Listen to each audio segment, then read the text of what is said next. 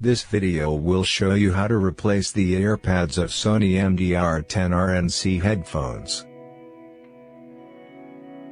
First, pry off the old earpad, take out the plastic ring.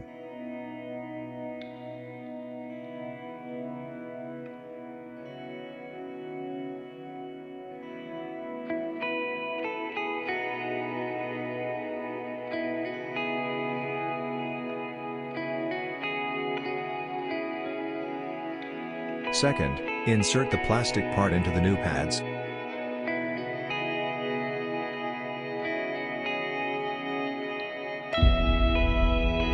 Third, align the earpads to the headphone mount. Fourth, snap other mounts into and stable them on the headphone.